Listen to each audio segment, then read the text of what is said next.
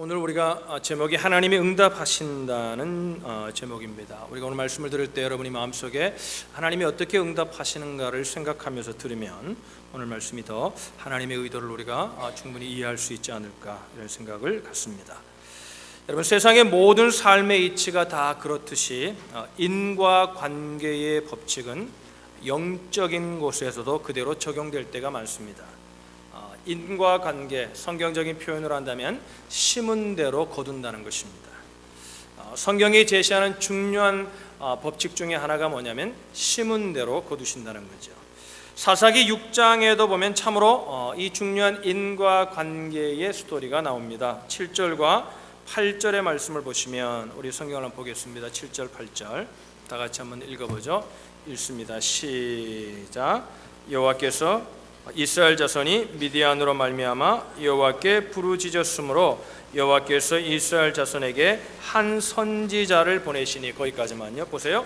이스라엘 자손이 뭐예요? 기도를 합니다. 여호와를 향하여 기도를 합니다. 기도를 하니까 하나님께서 그 결과로 누구를 보냅니까? 선지자를. 원인은 기도했기 때문이고 결과는 이제 선지자를 보내셨다, 이렇게 말씀하죠. 이 똑같은 인과관계의 도식이 6장 1절에도 보면 나오는데요. 우리가 1절에 보면 인과관계 원인이 뭐냐면 이스라엘 자손이 또 여호와의 목전에 악을 행함으로, 결과가 어떻게 나타났다고 말하면 성경은 여호와께서 7년 동안 그들을 미디안의 손에 넘겨주셨다, 이렇게 말합니다. 원인은 뭐예요? 그들이 여호와의 목전에 악을 행함으로. 결과는 뭐예요? 그들을 미디안의 손에 7년 동안 넘겨주는 것이 결과예요. 인과관계, 심은 대로 거둔다는 것을 좀 이상하는데 이렇게 떠오르는 성경 구절이 있더라고요. 갈라디아서 보면 우리가 잘 아는 말씀이죠. 스스로 속이지 말라. 하나님은 업신여김을 받지 아니하시나니 사람이 무엇으로 심든지 그대로 거두라. 뭐예요? 스스로 속이지 말라는 거죠. 하나님은 업신여김을 받지 아니하신다. 그래서 사람이 무엇으로 심든지 그대로 거둔다.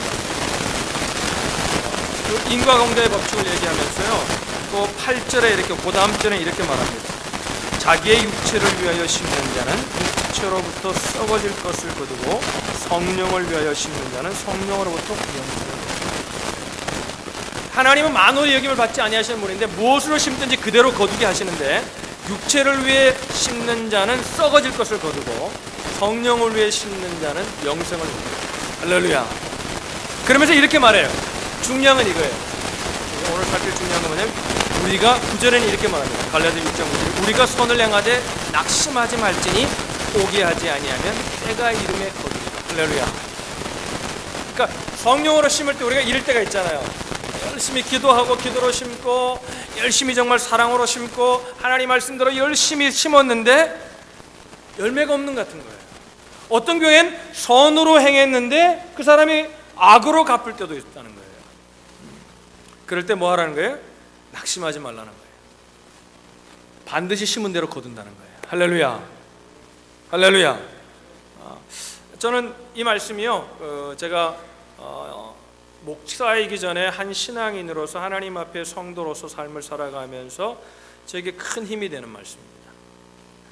목회를 하다 보면기도 그렇고 또 삶을 살다 보면요, 오해를 하고, 그죠? 자기 나름대로 자기 생각대로, 왜 사람이라는 게 자기 기준이 있으니까 오해를 하고 그렇게 정말 선으로 했는데도 악하게 오해할 때가 있습니다. 그리고 막 험담할 때도 있어요.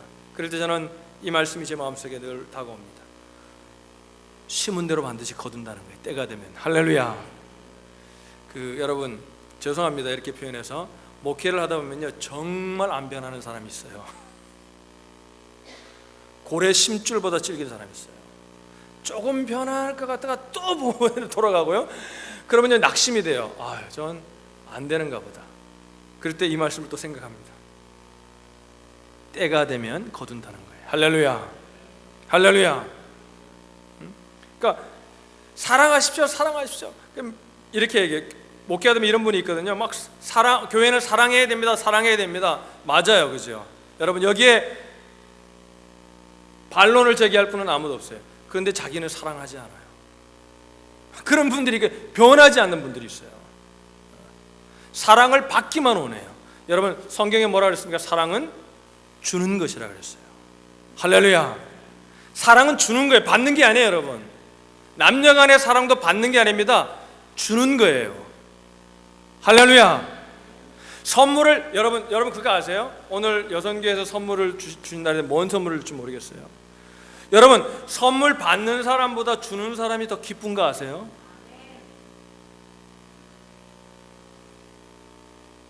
그런데 줘보지 않은 사람은 그 준 기쁨을 몰라요. 여러분 때가 되면 거두리라. 할렐루야. 혹시 선을 행하다가 낙심한 분들이 있어요? 다른 사람에게 베푼 선의가 악으로 돌아와 낙심한 경험이 있는 분 계세요? 그렇다면 저는 그런 분들에게 이렇게 격려하고 싶습니다. 선을 행하다가 혹 어려움을 당하면요, 때가 되지 않아서 그런 거예요. 때가 되면 반드시 거두어요. 할렐루야. 할렐루야. 어떤 분이 그러는 분 있더라고요. 이분 VIP 초청을 해야 되니까 막 사랑을 했는데 안 왔다는 거예요. 다 온다 그러고 그날 날씨가 안 좋아서 안 온다 그러고 안 왔다는 거예요. 여러분 낙심하지 마시기 바랍니다. 아직 때가 아니라서 그래요. 반드시 거둡니다. 할렐루야. 오늘 우리 자매님이 간증했잖아요. 예수를 믿는다는 게 한 번 기도하고 뭘 한 번 오라 그래서 되는 게 아니라는 거예요. 저는 은혜 받았거든요. 때가 돼야 되는 거예요. 여러분 우리 교회 와서 예수님을 영접하고 말씀을 공부하고 이제 성도가 되어서 이렇게 서간 게 여기 와서 된 게 아니에요. 그 전에 벌써 심었던 것들이 있던 거예요. 할렐루야. 할렐루야. 그렇죠? 여러분 낙심한 분이 있을 계세요? 반드시 뭐라 그러냐면 낙심하지 않으면 때가 되면 이름에 반드시 거둔다 그랬어요. 자, 옆에 분에게 우리 이렇게 축복합시다. 반드시 거둡니다. 반드시 거둡니다. 반드시. 저는 지금까지 살아오면서요, 이렇게 제 삶을 이렇게 돌아볼 때마다 깨닫는 게 뭐냐면, 이렇게 고민하고 묵상할 때마다 깨닫는 게 뭐냐면, 모든 게 하나님의 은혜였다. 그래서 이렇게 혼자 이렇게 울 때가 있어요. 이렇게 제 인생을 돌아보면 내가 뭐라고 하나님이 정말 그 하나님의 베푸신 은혜를 생각하면 너무나 놀라운 거죠. 지금도 여전히 그 은혜를 받으며 은혜를 믿고 있고요, 하나님 분명히 선한 대로 갚으신다고 저는 믿습니다. 할렐루야. 그러니까 짧은 목회 우리 공동체 가운데 일어난 것도 보면요, 여러분 우리가 어떻게 이런 좋은 예배당에서 예배를 드릴 수 있었겠어요? 선으로 심었기 때문에 하나님이 주신 축복이라고 저는 생각을 합니다. 할렐루야. 교회가 처음 시작되고요, 우리는 아무것도 없고, 그죠? 교회가 뭐 지속될지도 모르고요, 그죠? 예배 장소 없어서 가정에서 시작하기도 하고, 그랬지만 여러분 우리는 처음 시작하면서 뭐였어요? 우리는 심는 것부터 했습니다. 이 교회는 처음 시작하면서 우리의 첫 헌금을 여러분 기억할지 모르겠어요. 우리가 드린 첫 헌금을 선교를 위해 헌신했습니다. 할렐루야. 그리고 그때 우린 돈이 아무것도 없었어요. 근데 우리 북한의 교회도 짓고, 그죠? 무용의 교회지만 선교하는 데 우리는 힘을 썼죠. 심었기 때문에 하나님이, 그러니까 뭐예요? 그거 열심히 심으니까요, 우리는 교회를 못 지어도 선교지의 교회를 짓는데 우리가 돈을 보내고요, 건물이 없어도. 그러니까 여러분 그게 그냥 보내는 게 하나님 다 계산해서 주시는 거예요. 할렐루야. 여러분 인생 개인의 삶도 똑같습니다. 우리가 VIP들을 초청하면서 많은 일들이 있을 것입니다. 여러분 낙심하지 마십시오. 때가 되매 하나님이 놀라운 열매를 거두게 할 줄로 믿습니다. 그러니까 선을 행하면 반드시 거둔다는 거예요. 그럼 뭐예요? 기도를 만약에 오늘 본문같이 우리가 인간에게 기도를 하면 뭐예요? 반드시 응답이 온다는 거죠. 인과관계의 법칙이 하나님의 법칙이라는 거죠. 반드시 응답해 주시는데, 그런데 놀라운 것은 뭐냐면 그렇게 기도하는데도 하나님이 응답해 주시는데도 우리가 그 하나님의 응답을 체감하는 대로, 우리의 체온으로, 우리의 믿음의 체온으로 느끼는 데는 참 어려움이 있을 때가 많다는 겁니다. 하나님이 응답하셨음에도 불구하고 우리는 그걸 응답으로 느끼지 못할 때가 많기 때문에 우리가 하나님의 응답을 체감하지 못할 때가 많다는 것이죠. 하나님, 분명히 내가 기도했는데, 어떤 분이 이렇게 말해요. 하나님, 목사님, 내가 하나님께 분명히 기도했는데 하나님은 왜 나에게 응답해 주지 않는지 모르겠습니다. 이렇게 실망하면서 저에게 마음을 이렇게 털어놓는 분들이 있습니다. 여러분, 이런 실망이 왜 생기는 줄 아십니까? 그 이유는요, 하나님의 응답이 내가 원하는 방식으로 찾아오지 않을 때가 많다는 겁니다. 오늘 본문으로 우리가 돌아가 보겠습니다. 이스라엘 백성들이 파종만 하면은 이제 열심히 농사를 지어서 곡식을 거둘 때가만 되면 미디안과 아말렉과 동방 사람들이 쳐들어와 가지고 모든 것들을 다 뺏어가고 먹을 것도 남겨놓지 않고 맨날 이제 이게 정말 먹을 거 없어서 죽을 정도까지 되는 겁니다. 그러니까 이스라엘 백성들이 도저히 못 살겠으니까 하나님 도와달라고 하나님께 여호와께 오늘 보면 뭐예요? 기도를 합니다. 기도를 하니까 뭐 이제 뭘 기도했겠어요? 하나님, 그들을 무너뜨릴 수 있는 훌륭한 지략가를 보내시든지 리더를 보내든지 아니면 장수를 보내든지, 그죠? 저들을 이길 수 있는 어떤 힘을 달라든지 뭔가를 달라고 구했지 않겠어요? 먹고 살아야 되니까. 근데 하나님의 응답은 어떻게 왔어요? 6장 7절 8절에 보시면요, 이스라엘 자손이 미디안으로 말미암아 여호와께 부르짖었으므로 여호와께서 이스라엘 자손에게 한 선지자를 보내셨다 그랬어요. 선지자를 보내셨다. 뜻밖의 인물이 온 거예요. 군사 전략가도 아니고 훌륭한 장수도 아니고, 그죠? 그리고 잘 알려진 선지자도 아니에요. 한 선지자, 무명의 선지자, 그냥 아무도 모르는 선지자를 어느 날 하나님의 사람이라고 보낸 거예요. 이것이 기도 응답이라고 생각했던 사람들은 아마 적었을 것입니다. 이 이야기가 무척 우리에게 깊은 교훈을 담고 있습니다. 이게 뭐냐면, 한 무명의 선지자는 강력한 장수와 군사를 구했던 이들에게는 전혀 응답이 아닐 수 있다는 거예요. 그러나 여러분, 영안을 열고 보면은 그것이 바로 하나님의 놀라운 응답이라는 겁니다. 할렐루야. 그러니까 우리가 기도하는 간구에 하나님이, 그래서 제가 늘 기도하는 분들에게 이렇게 부탁을 드리거든요.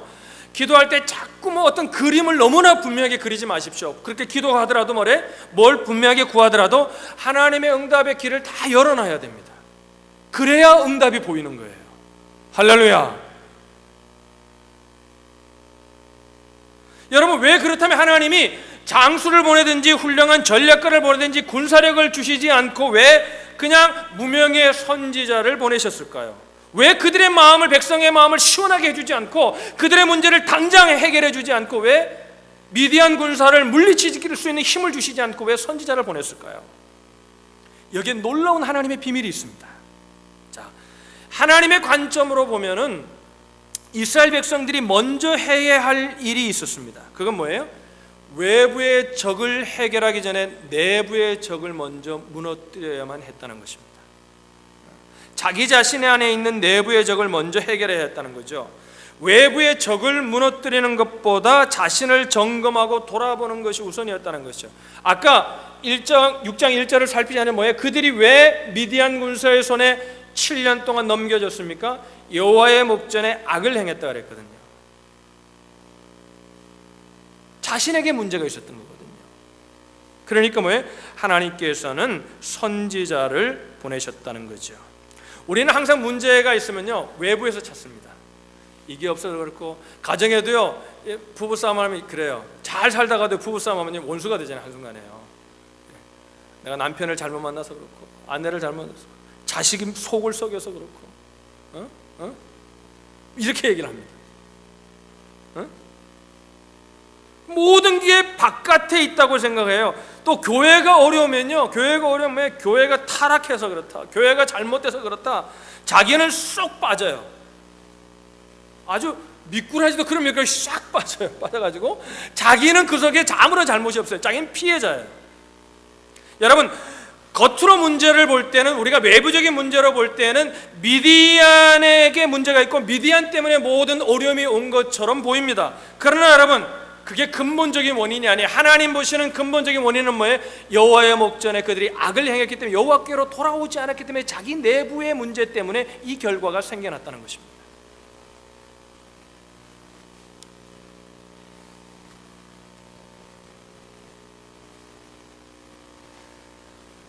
얼마 전에 제가 이렇게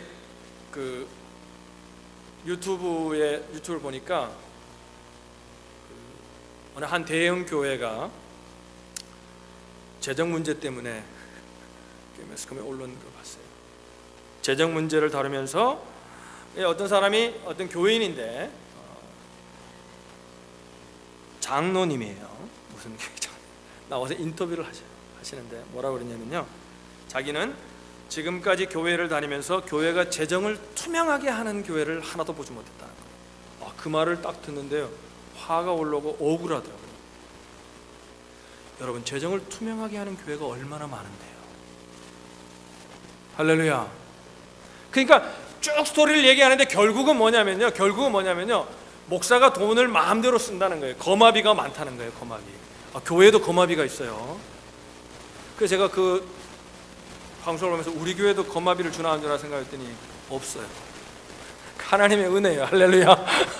그러니까 뭐냐면 거마비 목사님이 돈을 사용할 수 있는 돈이 수억이 그냥 자기 마음대로 쓸 수 있는 돈이 있다는 거예요. 그래서 뭐예요? 교회가 재정이 투명하지 못하다. 여러분, 저는 섭섭하더라고요. 제가 있었던 교회들은 재정이 투명한 교회였어요. 목사님이 돈에 관여하지 않는.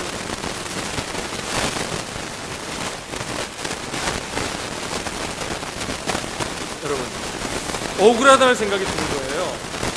저 사람 어떻게 알지도 못하면서 어쨌다는 소리 하는 거야. 저 세상 사람들이 얼마나 오해하겠어.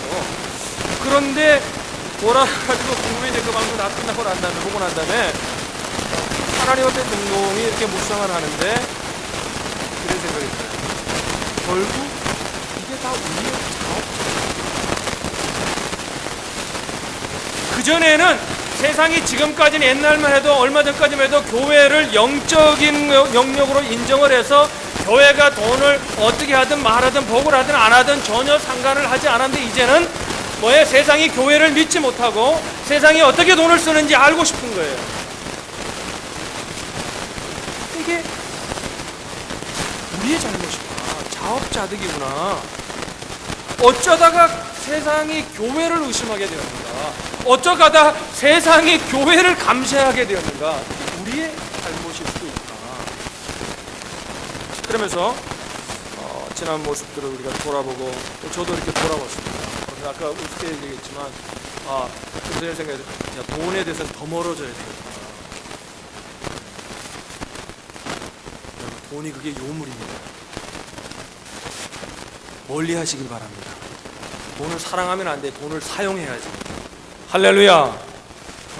개척 이후 지금까지 재정을 투명하게 운영한다고 해왔지만 그게 혹시 내 생각일 뿐인 것은 아닌가? 혹시라도 우리 교회에 재정적으로 불투명한 부분이 없는가? 여러분, 절대 일불짜리라도 이제 지출 결의서나 이런 것들이 꼭 지쳐 마시고, 영수증도 꼭 지쳐 마시길 바랍니다. 할렐루야. 할렐루야. 왜 아멘이 없어요? 할렐루야. 은혜롭게 돈을 이렇게 가져오면 영수증 없다 그러면 사인해 주지 말고 영수증 가져오세요. 이렇게 공손하게 얘기를 하세요. 사역 못한다. 할렐루야. 없으면 뭐예요? 자기 손으로라도 써가지고 잊어버릴 수 있잖아요. 그럼 써가지고 누구 얼마 썼는지를 대충 적어서 정확하게 우리가 기록을 남겨야 되겠구나. 그래서 우리를 점검할 수 있는 기회가 된다면 뭐예요? 교회가 더 투명해질 수 있는 축복의 순간이 될 수 있겠죠. 할렐루야. 얼마 전 한 청년이 저에게 메시지를 하나 보내왔습니다. 목사님, 우리가 개인의 문제를 위해서도 회개하고 기도하는 것 참 좋고 우리가 교회가 기도하는 것 좋습니다. 그러나 목사님, 모순으로 가득한 이 세상의 문제를 놓고서도 함께 기도해 줄 수 있나요? 여러분, 그 형제의 그 애타는 마음이 고스란히 느껴져 가지고요, 기성세대로서 너무나 부끄럽고 죄송하더라고요. 그러니까 들으면서 그 기도 제목을 보면서 이런 생각이 드는 거예요. 20, 30대 젊은이들에게 이 세상이 살아볼 만한 곳으로 우리가 만들어주지 못했구나. 기성세대가 우리가 그들에게 그들의 삶을 의지할 수 있고 우리를 믿고 기댈 수 있는 기성세대가 되지 못했구나. 우리가 물론 젊은이들의 잘못도 있지만 우리의 잘못도 크구나. 경제가 어렵기 때문도 아니고 사회가 어지럽기 때문도 아니고 세상이 타락했기 때문이라 바로 우리 때문이고 나 때문이다. 그렇기 때문에 나 자신을 먼저 돌아볼 수만 있다면 우리가 하나님 가운데, 하나님의 은혜 가운데 또 들어갈 수 있지 않겠는가. 할렐루야. 저도 목회하다 보면요, 삶을 살다 보면은 그렇잖아요. 부부간에도 그렇고 성도와의 삶 속에도 그렇고 목회자와 성도의 삶 속에도 그렇고 마음이 서운함이 들 때가 있잖아요. 서운함이 들 때. 근데 아직 제가 세상에 것이 덜 빠져서 그런지 몰라도요, 섭섭한 마음이 들 때 이렇게 생각나는 옛날 노래가 있어요. 가요가. 여러분 죄송합니다. 얘기를 좀 하겠는데, 여러분 저 때 제가 중고등학교 때 이장희 씨라는 가수가 있었는데 그가 부른 그간 너라는 노래가 있어요. 그러면 이런 제목, 이런 가사예요. 모두들 잠들은 고요한 이 밤에 어희에 나 홀로 잠 못 이루나 넘기는 책 속에 수많은 글들이 어희에 하나도 보이질 않나. 그건 너 바로 너 때문이야. 그건 너 바로 너 때문이야. 어제는 비가 오는 종로 거리를 우산도 안 받고 혼자 걸었네. 우연히 마주친 동창생 녀석이 너 미쳤니 하면서 껄껄 웃더군. 그건 너 바로 너 때문이야. 그건 너 바로 너 때문이야. 왜 제가 억울할 때 이 노래가 생각나는 걸까? 나도 뭔가 남을 블레임하고 싶은 생각이 제 속에 있는 거예요. 저 사람 때문이다.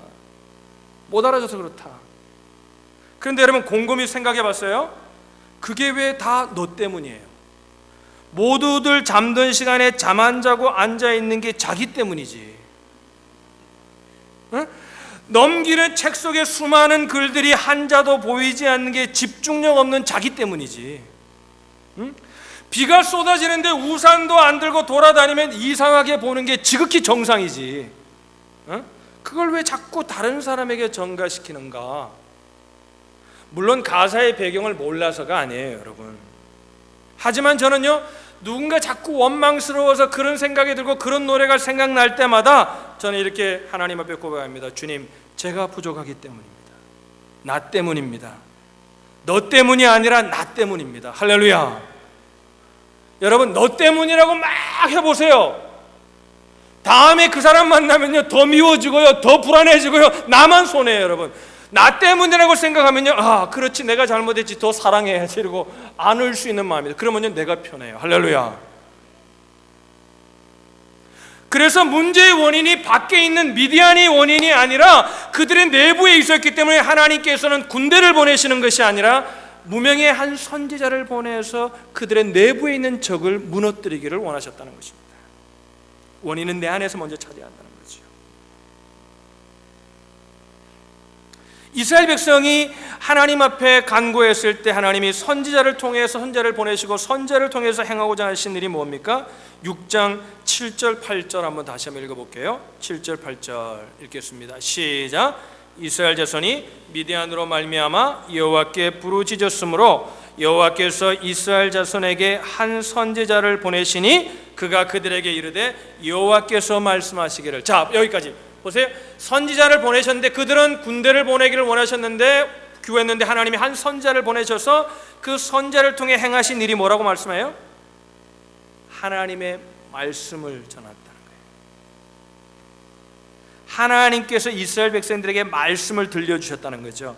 하나님의 관점으로 보면 강한 군대가 그들에게 필요한 것이 아니라 이스라엘 백성 안에 하나님의 말씀이 살아나는 것이 더 강한 거였다는 거죠. 할렐루야. 하나님의 말씀이 이스라엘 백성의 귓가에 들리는 것, 이것이 더 큰 능력이었다는 거죠. 그러면 하나님께서 어떤 말씀을 들려주셨어요? 우리가 읽었잖아요. 8절 10절에 보면요, 지금 읽진 않겠어요? 애굽에서 인도한 말씀을 쭉 말씀하시면서, 그죠? 그러면서 이런 얘기를 해요. 너희가 거주하는 아모리 사람의 땅의 신들을 두려워하지 말라. 너희가 거주하는 아모리 사람의 땅의 신들을 두려워하지 말라. 그러니까 그들을 돌아보게 하는 거예요. 돌아보게 해서 뭐예요?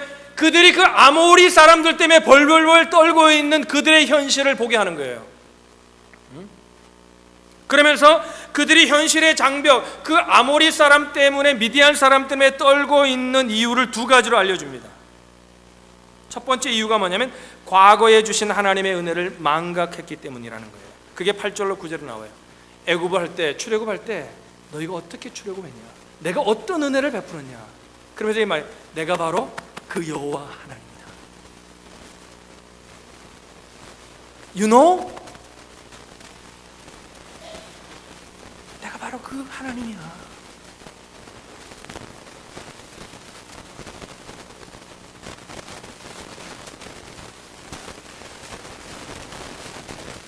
내가 또 너희에게 이르노니 나는 너희의 하나님 여호와라. 왜 그들이 이 엄청난 은혜를 베풀어 주신 그 구원의 역사를 베풀어 주시고 거기까지 인도하시고 그들이 출애굽을 자기의 힘으로 출애굽했습니까? 그들이 가나안을 자기의 힘으로 정복했습니까? 아니, NO! 어마어마한 은혜를 받았음에도 불구하고 그 구원의 역사를 왜 망각했습니까? 10절의 이유가 있습니다. 너희가 거주하는 아모리 사람의 땅의 신들을 두려워했기 때문에. 여러분, 거기 두려워했다라는 히브리 단어가 야레라는 단어를 썼어요. 야레. 따라합시다. 야레. 이게 두려워하다, 경외하다라는 뜻이 있는데요, 거기서 파생된 또 다른 깊은 뜻이 있어요. 그 뜻이 뭐냐면요, 복종하다, 섬기다는 뜻이에요. 자, 여기를 보세요. 이게 오늘 중요한 말씀의 포인트예요. 자, 보세요. 지금 그들이 아모리 신을, 우상을 섬겼습니까? 안 섬겼습니까? 겉으로 보면 안 섬겼어요. 지금 그들은 누구를 예배하고 제사하고 있습니까? 하나님을 예배하고 하나님을 제사하고 있습니다. 그런데 뭐예요? 그들이 지금 누구를 두려워합니까? 아모리 사람들을 두려워하는 건 뭐예요? 그 현실을 두려워하는, 그 현실이 문제가 아니라 뭐예요? 그들, 그 아모리 사람을 두려워하는 그것이 바로 아모리 신들을 섬기는 것 같다는 거예요. 잘 들으세요. 우리는 하나님 아니면 다른 것 두 가지 중에 하나지 중간은 없습니다. 회색지대는 신앙이 없어요. 오늘 하나님을 믿든지 둘 중에 하나.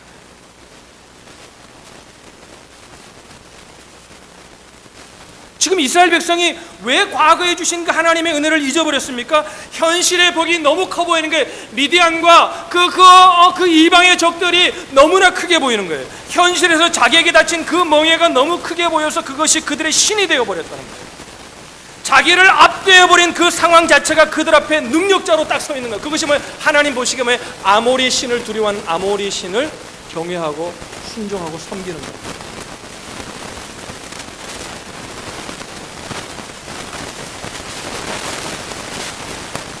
이것이 오늘 우리에게도 크나큰 메시지로 다가와야 합니다. 우리에게 닥친 경제적 어려움, 진로를 알지 못하는 장래가 붙는 사회의 홀, 교회를 향한 호의적이지 않는 시선과 비난들에 짓눌려 있어서 우리가 그것이 우상이 됐습니다. 그래서 뭐예요? 기독교는 회복하기 어렵다. 나는 이대로 끝나는가 봐. 그렇지 않죠. 하나님을 생각하면 뭐예요? 세상의 소리를 지나치게 두려워한 나머지 하나님을 망각해버립니다. 여러분들 하나님께로 돌아가 생각해보세요. 할렐루야, 할렐루야. 돌이키기만 하면, 마음의 적을 무너뜨리고 여호와께로 돌아오기만 하면 하나님이 출애굽할 때 베푸셨던 것처럼, 우리를 예수 그리스도를 통해서 하나님의 자녀가 되게 하셨던 것처럼 하나님이 은혜를 베푸실 수 있잖아요.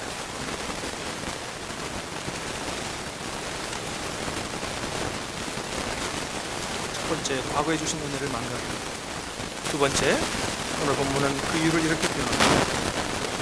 하나님의 말씀을 사사기 6장 10절 말씀합니다. 같이 읽겠습니다. 10절 같이 읽습니다. 시작.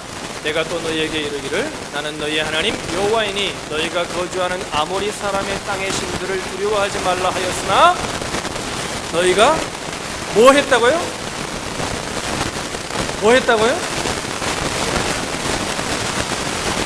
이런 얘기 아니에요. 하나님이 지금도 말씀해. 지금이 그들 그때도 이 무명의 선지자가 오기 전에도 선지자가 있었고 하나님의 종들이 있었고 하나님을 그들은 여전히 제사하고 있고 그때마다 하나님 말씀합니다. 두려워하지 말라. 내가 너희와 함께한다. 내가 너희의 하나님이라고 말씀합니다. 그런데 뭐예요? 그 말씀이 전혀 듣지 않습니다. 귀로 듣지 못한다는 게 아니에요. 이것이 정말 내 성경에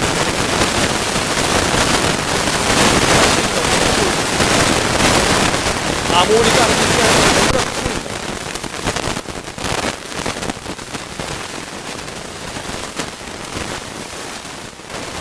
이유가 뭐예요? 아모리 사람의 땅에 신을 두려워합니다.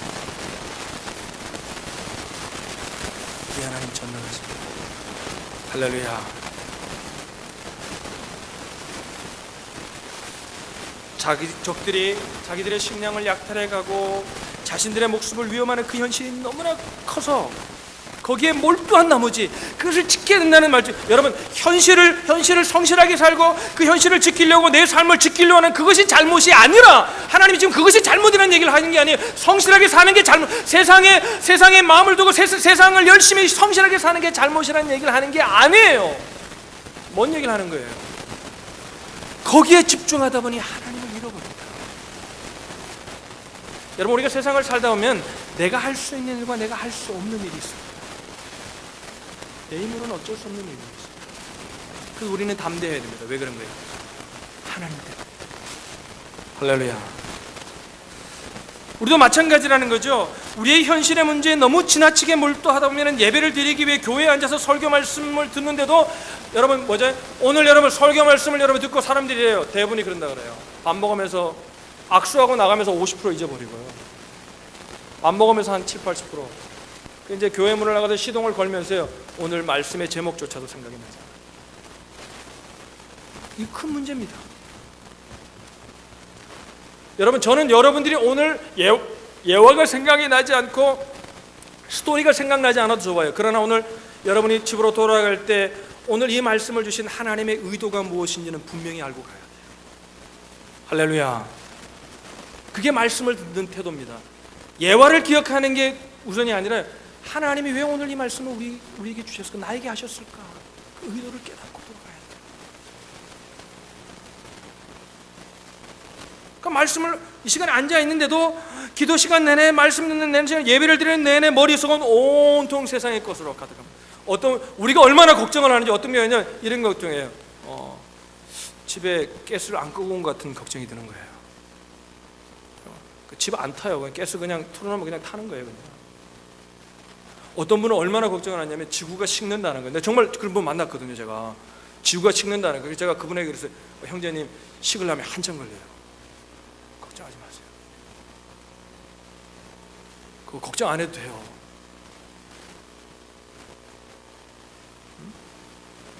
머릿속에 온통 세상의 것으로 가득 차서 예배를 드려도 예배가 드려지지 않습니다. 여러분의 머릿속에 좀 이해가 들어오기 쉽게 해서 제가 한 가정의 예를 샘플로 들어서 좀 말씀드려 보겠습니다. 아내가 이제 식구들을 위해서 맛있는 식사를 열심히 즐거운 마음으로 준비를 합니다. 남편은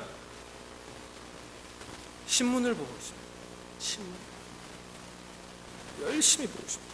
이제 식사 준비를 다 마친 아내가 여보 식사하세요. 남편을 부릅니다. 남편이 소리를 못 듣습니다. 그러니까 아내의 음성이 조금 더 올라갑니다. 여보 식사하세요. 그래도 못 알아듣습니다. 그러면 대부분의 아내들이 취하는 행동이 뭐죠? 신문을 확 잡아 뺍니다. 안 먹어요. 그러면 소리가 들립니다. 우리의 삶 속에 똑같은 일들이 일어나고 있다는 거죠. 현실만 몰두하면요, 내가 너와 함께한다, 내가 너의 하나님이다, 내가 너를 도와주리라, 내가 너를 축복하리라.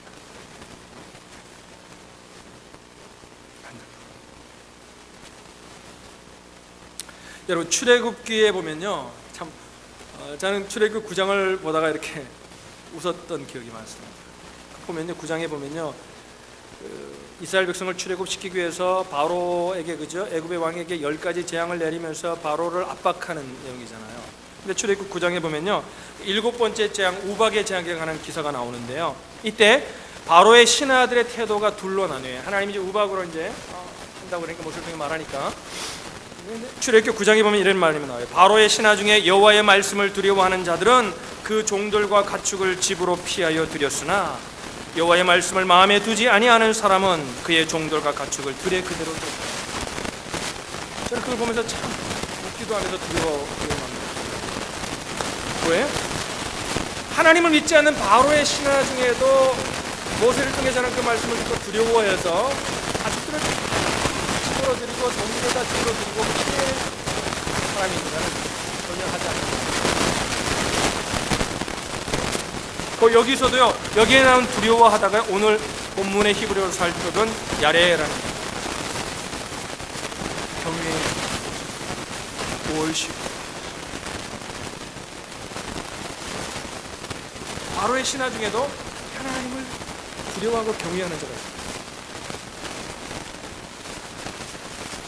지금으로 얘기하면 교회 바깥에도 하나님을 두려워하는 자가 어떤 자들이 있다. 근데 교회 안에 있으면서도 하나님이 어떤 분이신지를 모르는 분이 있다.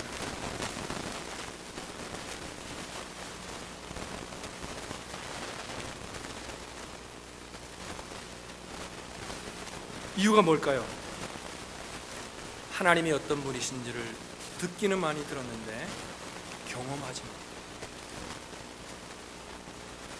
하나님의 말씀이 살아있고 운동력이 있어 좌우의 날쌘 어떤 것보다도 예리하다는 사실을 경험하지 못했기 때문에.